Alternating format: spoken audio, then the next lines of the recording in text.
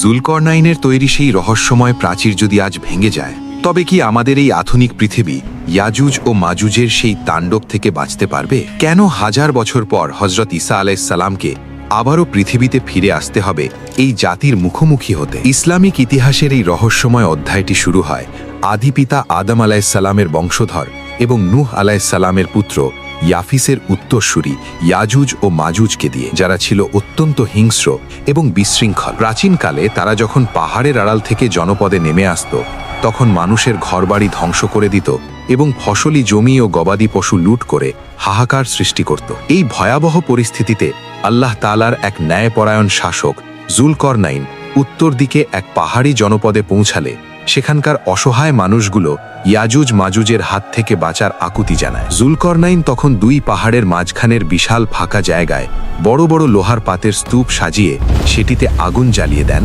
এবং তার ওপর গলিত তামা ঢেলে দিয়ে এমন এক দুর্ভেদ্য ও মসৃণ প্রাচীর নির্মাণ করেন যা ভেদ করা কোনো মানুষের পক্ষে সম্ভব ছিল না। হাদিস অনুযায়ী তারা আজ অবধি সেই প্রাচীরের পেছনে বন্দী আছে এবং প্রতিদিন তা খুঁড়তে থাকে, কিন্তু প্রতিবারই তারা ইনশাআল্লাহ বলতে ভুলে যায় বলে পরদিন এসে দেখে দেওয়ালটি আবার আগের মতো শক্ত হয়ে গেছে। কিয়ামতের প্রাক্কালে যখন পৃথিবীতে দাজ্জালের আবির্ভাব ঘটবে, ঠিক সেই সংকটময় মুহূর্তে আল্লাহর হুকুমে আসমান থেকে দুজন ফেরেশতার কাঁধে ভর করে সিরিয়ার দামেস্কে সাদা মিনারের ওপর অবতরণ করবেন হজরত ঈসা আলাইহিসসালাম।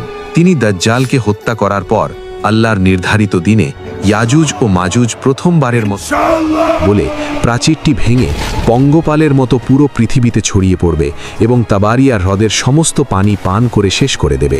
পরিস্থিতির ভয়াবহতা দেখে হজরত ঈসা আলাইহিসসালাম তার অনুসারীদের নিয়ে তুর পাহাড়ে আশ্রয় নেবেন এবং আল্লাহর কাছে দোয়া করবেন, যার ফলে আল্লাহ তাদের ঘাড়ে ও গলায় নাগাফ নামক এক বিশেষ ধরনের পোকা সৃষ্টি করবেন এবং এই বিশাল বাহিনী এক রাতের মধ্যেই মহামারীতে মারা যাবে।